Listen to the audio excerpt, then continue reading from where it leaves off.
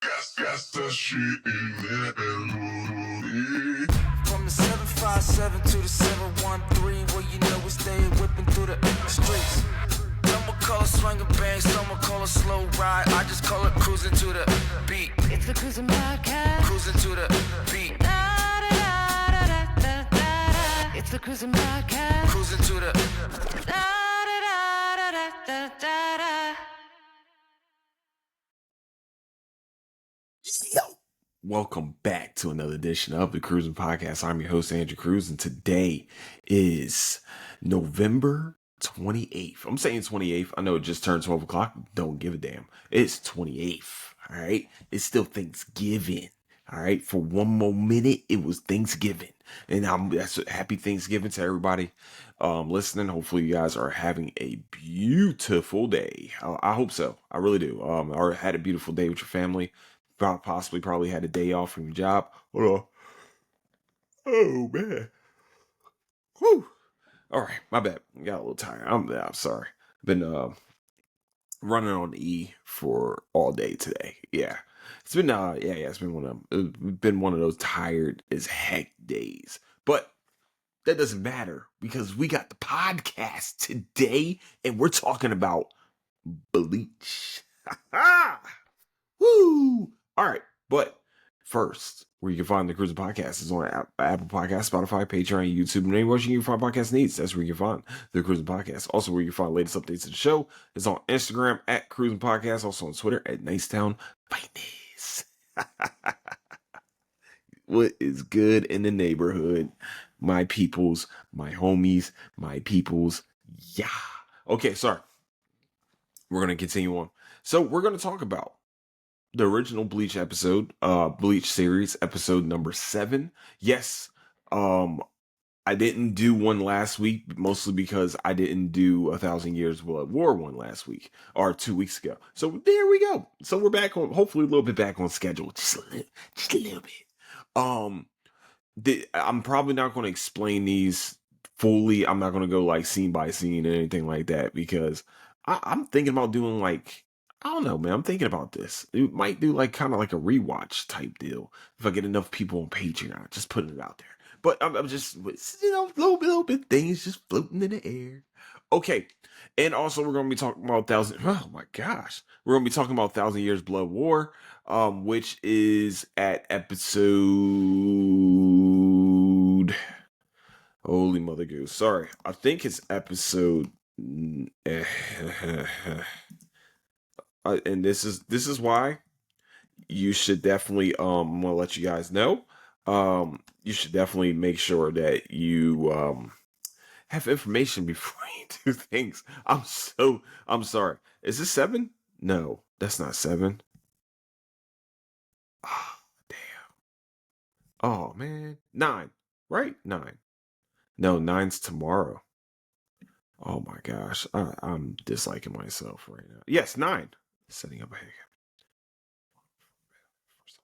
Oh, so 8. So yes, we were on episode 8. Of course we were, because we're episode ahead. Come on, Andrew, get your life together. Sorry, my bad. I'm sorry. I'm just completely off my game right now. Yes, we're gonna be talking about episode 8 of 1,000 Years Blood War. Baby, hold my hand. Baby, hold the hand, or yeah, one of those two. It's a very weird episode. I'm not even gonna lie to you. Super weird. All right, hold on. My stuff is like getting weird. I'm seeing it right now. Hold on. Wait a minute. Let me get some pimping in it. All right. So if hopefully the sound isn't messing up, probably the video is going to be looking like pure utter dog trash. Oh, there we go. Okay. I had to close some of the tabs. I was doing something stupid. Okay.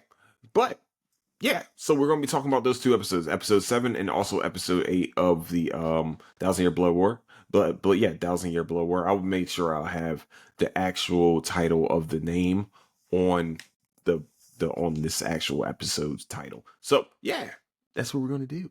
Okay, so starting with the episode 7 of Bleach, of the original Bleach series. All right, just I know I keep explaining this just in case you're new to this again. the original series did not have title names. It's just Bleach number 7, Bleach number, stuff like that. That's literally how it was. Not like, even on this show, you would see like episode 7, part 1 or part 2. Like, they used to have 2 parts to the episodes, which is kind of cool. I ain't gonna lie to you, but yeah. So that's what we're working with right now. So, where we left off is that Kon took over the body of Ichigo, and he pretty much destroys these kids' video games. And it was pretty much hearing that the kid was going to destroy a character and just make a new one because he can be better. If you don't know that he's a mod soul. They call him mod souls. This is what we're gonna roll with because the Japanese name for it. I'm not gonna ruin the Japanese name for it. So, but they are called mod souls. And with Ichigo, with him, with the mod souls, they were commissioned to be destroyed. He's the only one that wasn't destroyed. They got lucky. Really, he got lucky because really, Soul Reapers are pieces of dog trash. Yeah, I was about to say it, but we're within our 10 minutes. We're gonna make it there. So he really just reacts to that, and Ichigo and Rukia finally catches up to him when he goes to when they after he broke the kid's stuff. So what happens is he decides to start running. He has ultra athletic. I wonder this. Okay, so this is the only thing that I know it's a fantasy show. Let's be real. He's a grim reaper walking around killing other souls and things like that. So I get this. What I don't understand, and this is going to go on later on, is how Kon is doing all this jumping, all these acrobatics and everything like that, and why isn't Ichigo like completely affected by this when he returns to the body? I've never understood that part of the story. The only one I do understand, so later on there's a hollow that comes and he's going to go eat the kids. That's what he wants to do. He wants to kill these kids. Would have been very easily done for this hollow. And Kon was sensed it, and then Ichigo sensed it, and then Rukia really sensed it first, but her little phone thing, that the soul phone, does not work. So they couldn't really sense, she really couldn't pinpoint where the hollow was. So both of them sense the hollow, and Kon gets there first, saves the kids from the hollow. You know what I mean? Even though the kids were saying that they were going to kill the character or whatever characters on the video games, it kind of brought up PTSD for Kon. And sorry, my bad. Pretty much brought up the PTSD for Kon, and Kon was like, "Oh, but my duty as a mod soul was to fight off these hollows. That was my job. That's what I was supposed to do, and I'm gonna do my due diligence to make sure that nobody kills a soul today." And so that's what he did. He kicked his soul. He kicked the hollow. The hollow gives him a nice little gash on the shoulder, and Ichigo finally shows up, and he's like, "Hey," he said, "Hey man, listen to me. Hey, this is my body that you're doing here, and that little gash that you decided to get, I'm going to be affected by that later. You might can't feel it because this ain't your body, you ass." So as they were fighting off this hollow, Ichigo and it really, all right, so just putting it out there for everybody that doesn't understand, these first couple episodes, Ichigo kind of takes care of these hollows pretty easily, except for Odahime's brother. When he found out that was Odahime's brother, he pretty much just gets rid of this one pretty easily. And really, Kon almost jumps off of almost jumped off a roof because he saw the hollow. After Ichigo cut the hollow's head, he sees it going backwards, and he's like, "Oh hell no, we gotta finish this thing off." So he kicks it, and Ichigo has to save him. He's like, "Hey, say bro, this is not your body." Once again, I have to remind you once again. Sorry, my bad. Let me push this up a little bit. There we go. Say, "Hey bro, let me remind you something. Let me learn you something right now. That is my body that you were about to fucking jump off of this roof for. Damn it, I almost made it. Off this roof for. Can you please not do this because I feel this?" So he says, "Oh, okay, my bad," stuff like that. And then later on we see Ichigo pretty much back in his body. They're walking down, and and him and Rukia having a conversation about this mod soul, and what can we do about this, because I really want to whoop his ass for beating the shit out of my body. Literally what he said, yo, he ran my body ragged. And he said, I what did he say? Goodness gracious, what did he say? He said, "Oh man, about his reputation and his clothes and stuff." He said, "Yo, you're ruining my clothes and my body. Like, what are you doing?" And he said, "Man, he really, ran the body ragged and stuff like that." And Ruki was like, "Well, mod souls can take over a dead body or really any inanimate object that doesn't have a soul attached to it." And this is when Cone becomes the stuffed lion, little bear, little teddy stuffed animal type deal. This is when Cone becomes the stuffed animal. He said, "Oh, so he can become anything, huh?" So he puts the little ball in the mouth. It does get once again, there's a few episodes here where you're watching it, it's just like, it's a little sexual, okay, for kids. You know what I mean? I was 17 15 at the time watching this. I'm like, ew, he's putting his finger in his mouth and stuff like that. And when he told the Screecher Hollow, do that thing with your tongue, it gets a little, yeah, it can get a little sus sometimes in the show. It is what it is. They still one of the best dressed people ever. Don't give a fuck. All right. So, but Cone embodies this stuffed animal, start talking big money, cash money shit to Ichigo, like, "Hey bro, I'll fuck you up right now," type deal. And as he's on the ground, he's like, "Wow." He said, "How the fuck did you get this big?"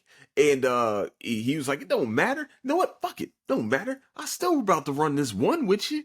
And really what happens is that he punches Ichigo, and it absolutely does nothing to Ichigo. Absolutely not, because he's a stuffed animal, and Ichigo was like, "I can fuck you up at any time." He said, "I'm telling you, for what you did to my body, I should beat this shit out of you right now." But he was like, "I'm not going to do that." I said, but the next scene that we see is Kon waking up Ichigo for the morning, and Ichigo, throwing him and shit like that. And oh yeah, by the way, just letting everybody know, Rukia is sleeping inside of Ichigo's closet. Very weird. It's a very weird situation. And sorry, my bad. Yeah. And Rukia talking shit like, "Hey, you woke me up. I'm trying to go to sleep. Can a lady get a sleep in here?" I'm like, "Bitch, what?" I mean, he would have been like, "Yo, what the fuck are you doing in my? Hold on, you're in my closet. Like, you're an inhabitant of my closet. If you don't get the fuck on with your day." Okay, sorry, my bad. Continuing on. So he is reminded like what the day was, June 16th. Right? Yeah, it was June 16th. I put this in my notes because I wanted to remember. June 16th, yeah. So June 16th, in Bleach timeline is when is the day before Ichigo's mother dies in this show. And he has a completely different personality. He's like, he's walking around nice to everybody, having full-on conversations, laughing at school, things like that. And Tatsuki is the only one that knows, because she used to be, or she actually pretty much, her and Ichigo grew up together. She said, "Oh, what's today? Oh, it's the 16th." She said, "Look, I promise you," he said, "I'll bet you anything I got that he ain't showing up tomorrow, that Ichigo's going to skip school altogether." It's like that. It's just, don't let this personality fool you. He's trying to hide his hurt. And she's like, and Ichigo's going to skip school altogether. Or Hime's just like, no, Ichigo. And oh, by the way, Rukia mind wiped everyone after the events that happened from last episode. If you haven't listened to this episode, to go back and listen, you'll know what happened to in the last episode where when Kon had Ichigo's body and went to school. So yeah, Rukia mind wiped all these people except for that day. And Odahime's like, "Oh man, that sucks. Well, why? Well, okay, cool, all right, I guess." And Ichigo, we go back to Ichigo's house, to the family house, and Ishin is holding court, having pretty much telling everybody that they got jobs to do. It's actually a pretty funny moment, very funny moment. He tells goodness, tells one of the sisters that you're chief of staff, and she was like, "Oh, okay, cool." And he tells the other sister, he tells them that they all have jobs and pretty much it's have a whole family meeting. That's hilarious. It's funny. It's a funny moment. He was like, "Yeah, but you're gonna be stuffing all the things in the car." And they were like, "Wait, I thought I was chief of staff." He said, "Oh no, chief of stuff." Hilarious. I don't care. It was funny to me. So we get back to Ichigo's room, and he's looking out the window as it's raining outside. As like almost pretty much how all R&B videos kind of start when you're trying to say sorry or it's a sad song. And Rukia is looking at him, and she was like, that was a fun thing that you and your family did, like planning out a picnic for tomorrow. And he was like, "Hey, so Rukia, I'm gonna need the day off. I'm gonna need the day. I know I have an important job. I know that hollows don't take a day off, but I need to take one, okay? Because this is for my sanity and for shit that has been going on." And she's like, not really. I mean, that's not the way this works, but okay. I mean, if you got to, just know that you're on call, motherfucker. I mean, this ain't practically pretty much a nurse, motherfucker. You're on call at all times. I don't know what you. Okay, cool. I mean, you could think you could take off. How about that? And we see a flashback when Ichigo is a baby. Oh, not a baby, kind of like maybe he looked like kind of a toddler. Not a toddler.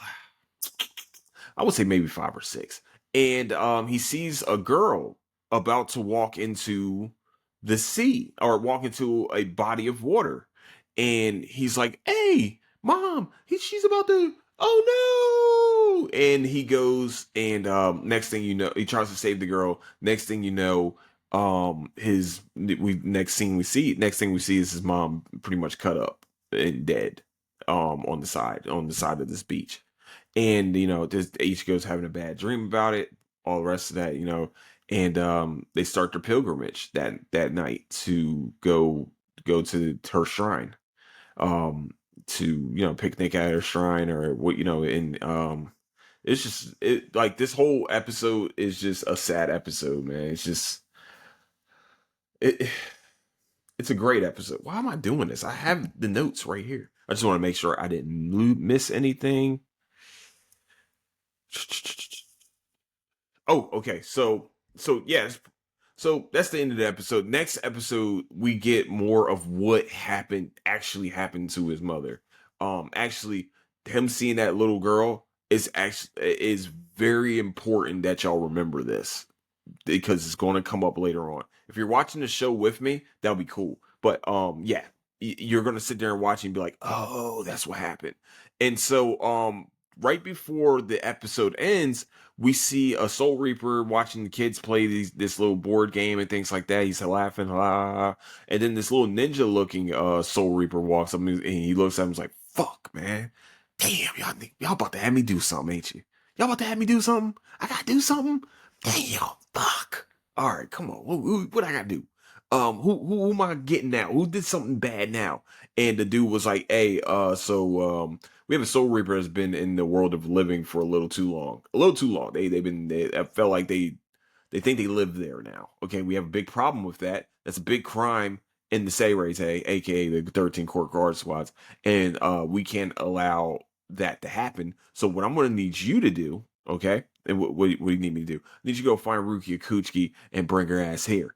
And bro was like, and also report what else is going on there because something else is going on. I'm not going to spoil why this is a big crime, why Rukia is about to be brought in. It's actually going to start a whole nother arc. But he's sitting there. He's like, "All right, well, fuck it." He said, "Can I get a little rough?" Yeah, which is, once again, a little fucking weird. He was like, "Can I get a little rough?" And he's like, pretty much dead or alive type shit. Just, oh, yeah. The next episode is going to be fire. Okay, this is going to be the third Soul Reaper that you guys will see for sure. So yeah, that is episode 7 of the original show. It's fucking great. I love that they really paid attention to getting these characters to tell a backstory, to tell kind of like just give you a little sprinkle of the backstory. They knew that this anime was going to run a very long time. So they were like, "Look, we're going to take a few episodes. We're going to sprinkle in some of their character developments, things like that. But then we're going to give you a whole story background very soon. You know what I'm saying? There's a few characters that you probably have seen on posters and things like that that I have not talked about yet. Not at all. They have not shown up on the show yet. So, yeah, that's episode 7. Episode 7 is awesome. I mean, I just feel like we're starting to ramp up some more action here.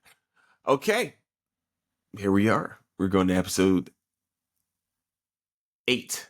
Yes, going to episode 8 of the 1,000 Years Blood War. Baby, hold my hand. If I'm saying this wrong, it will be written down correctly on the title here. But yeah, right now it's Baby, hold my hand or something. Hold the hand. One of the fucking two. Okay. Oh yeah, because it's one. I don't fucking know. All right, so we actually start off seeing Uryu pretty much taking out Renji, which fucking pisses me off more than anything.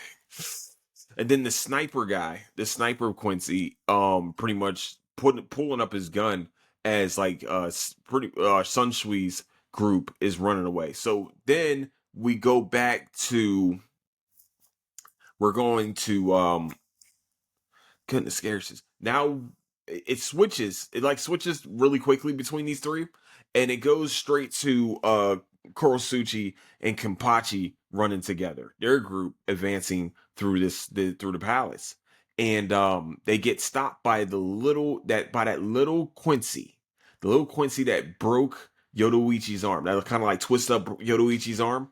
But like Yoruichi got lucky that like Odahime was there to heal her, or she would have been completely fucked. And she sorry, my bad. So Kenpachi, as Kenpachi does at all fucking times, rushes in on this little fuck, and somehow his arm gets twisted all the way up.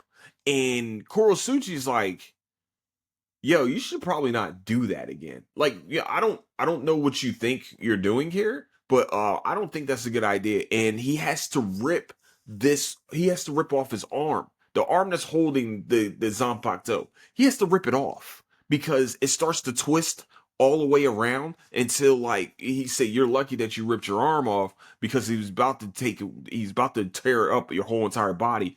And when he ripped the arm off, it kept twisting to a point to where it just became a puddle of blood at the end. The most disgusting thing I can ever watch in my fucking life. No, I watched quite other things, but yeah, that was wild as shit. Kenpachi was like, so can we slice it? And Kurosuchi's like, said, yo, there's other ways. There's too many ways to skin a cat. What are we doing here? Why would you? You just saw what this fucker just did to your arm. What do you think he's going to do to the rest of your body? And then before Kurosuchi can get that out, he starts to run right towards the damn Quincy again. Pernita. Sorry, I wrote the name down. I know I wrote the name down this time. Fuck you. Pernita. Yeah, that's going to be the best way I can say it. And he starts to run towards him, and yeah, this didn't work out again. He actually does land a blow onto this little fuck, and it says, "Oh, you thought that like this was going to work for you? Okay, so let me take away your legs now." In which that happens as the fucker is taking away his legs. Kurosuchi stabs Kenpachi in the back.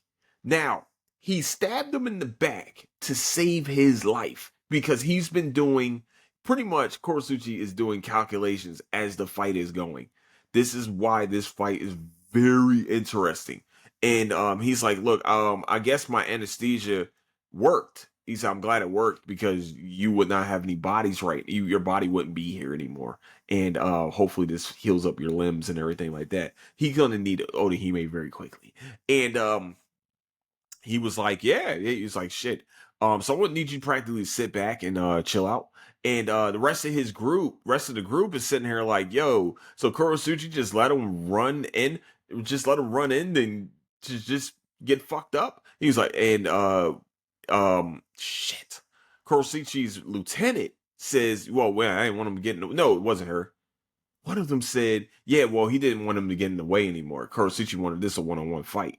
pretty much. And Kenpachi was practically in the way, and he was like, "Look, I couldn't let you kill my friend, my comrade here, my coworker. Pretty much that's what he is. He's my coworker here because I kind of need him for hacking and slashing a little later. Right now I can fuck you up because I don't need to hack and slash." He said, "I already know how to beat you."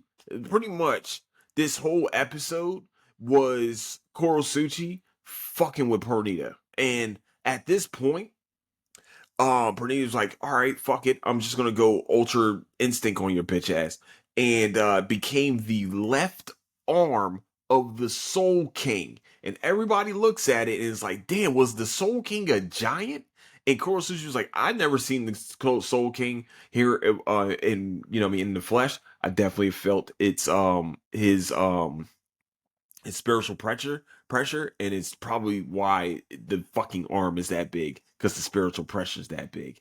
And I'm not gonna bore y'all with all the details of this episode. It's pretty much a fight episode. It's a completely fight episode where Korosuchi is downloading data on how the left arm of Soul King works, and also how Pernita's powers work, and also how he pretty much stole techniques from the Quincy's. Like he doesn't need to make footholds. He knows how to use reishi.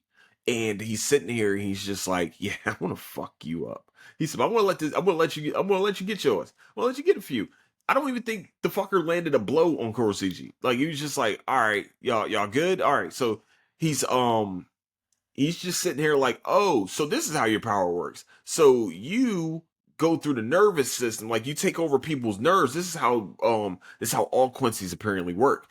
Is that with Reishi in the air, they can take over your nervous system and pretty much be able to move and control your body through the nervous system. This is why Ichigo had a little bit of trouble going after going after the new now Soul King." And yeah, sorry, but this is how each, this is how you find out. Like, this is why you see all their veins being kind of taken over, because that's what Quincy's can do. They use this to be able to control your nervous system. And he was like, "Oh, well, this is fucking easy. Okay, cool." And this is the first time Korosuchi has like said, like, "Look, man, I altered my Bankai." His Bankai became this big ass monster. Okay? This big fucking monster. And he's just sitting here and is about to give birth to a baby that of this monster. And I'm sitting here watching, I'm just like, the fuck? I had to watch it twice. I had to watch this episode twice because I was like, did he really just fucking like give birth? Did his Zanpakuto just give birth to practically another Zanpakuto? What the fuck is going on? And the left arm is pissed off. This is how you find out the name of Pernita, by the way. He's like, "Look, yeah, I'm gonna call you the Soul King's left arm." He's like, "No, not my name. My name is Pernita." And he was like, "Fuck you." And Korosuchi was like, "Hey, I discovered you, so I can name you." He said, "But since you gave me the request, since you gave a request for your name," he said, I'll put it under consideration. Practically after I kill your ass. Like, I'm just putting it out here. Like, Korosuchi could have ended this fight very early. Like, he was literally taking on attacks and stopping them just so he can study the attacks. Smart guy. He's a very smart guy, but very fucking evil, dog. And of course, what you call, well, damn, I'm gonna remember their names next time. But he says, "Look, man, I'm glad your captain hasn't changed a bit." Because he's a dick. So so yeah, it births this baby, and the baby starts to eat the hand. So, oh, by the way, the hands separate. So the left hand of the Soul King Pernita separates into three different entities now. And Korosuchi decided to fuck up one of the middle hand, pretty much takes away the middle finger and the pinky finger of one of the hands. And he was just like, "All right, well, you good? You hungry? Yeah, okay, go eat those fuckers." And that's exactly what the baby does. Eats the fucking hand. And I'm just sitting here like, what the fuck type weird shit did I just watch throughout this damn show? That was weird. It was very weird, but it was like, Kurosuchi's really that strong? Wow.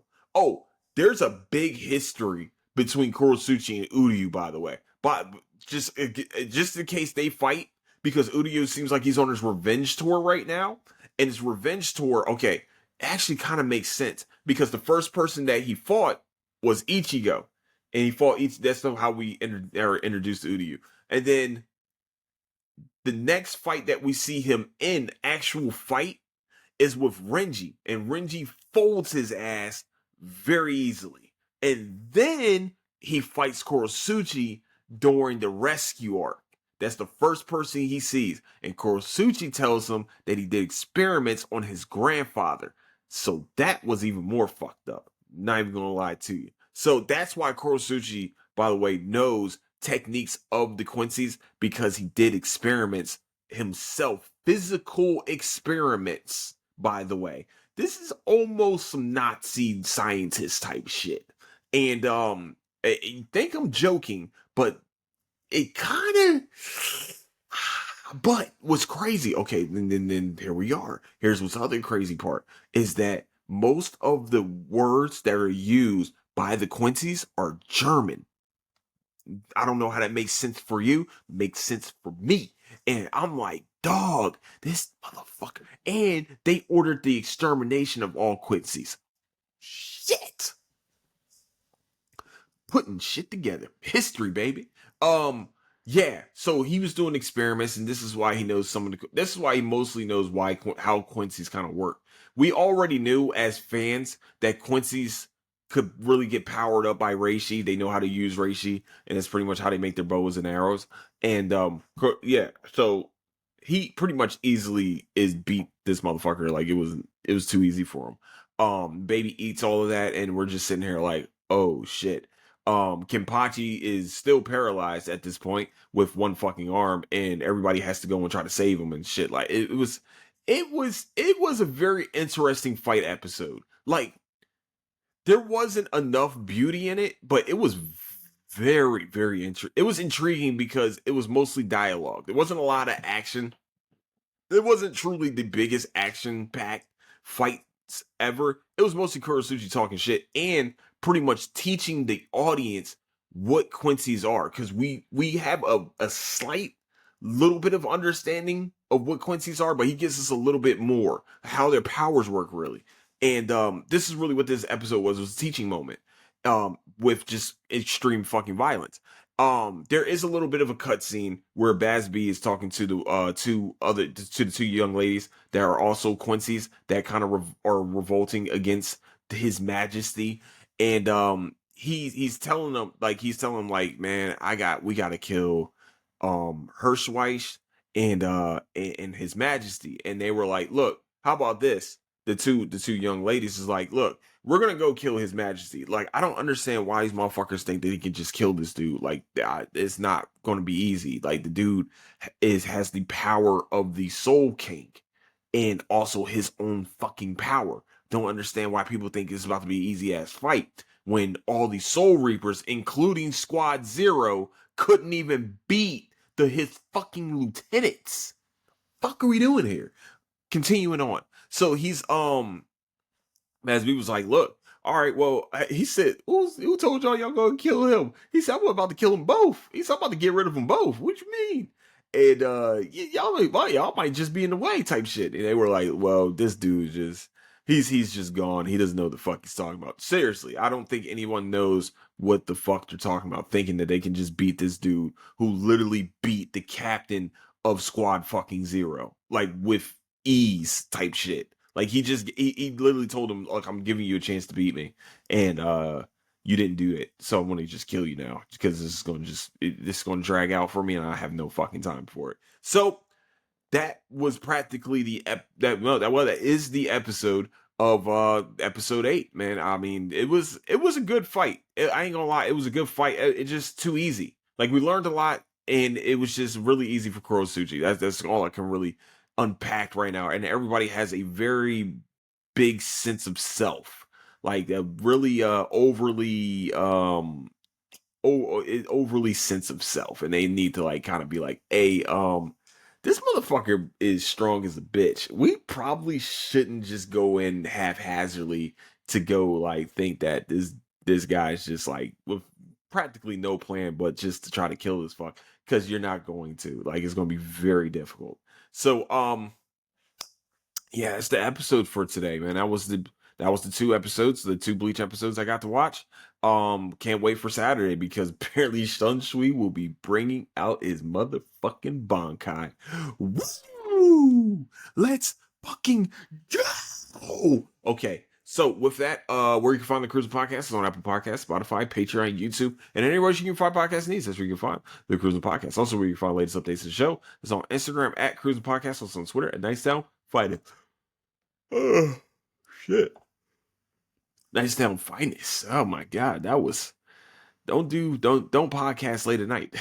That's pretty much all I can tell you. But hey, if you guys get a chance, definitely go check out the Patreon. You got two more days. I don't know how many days is in this month. Maybe 30, maybe 31. Who fucking knows anymore? No, because the first is on Sunday. So yeah, you have 2 days to go join the Patreon and have all Patreon proceeds be be given to a veteran cause, aka pass the torch for veterans. Go check them out. Very good cause for veteran services. So with that, I like to say, man, I love all you guys. Don't do anything I wouldn't do. And I'll catch you guys later. Deuces.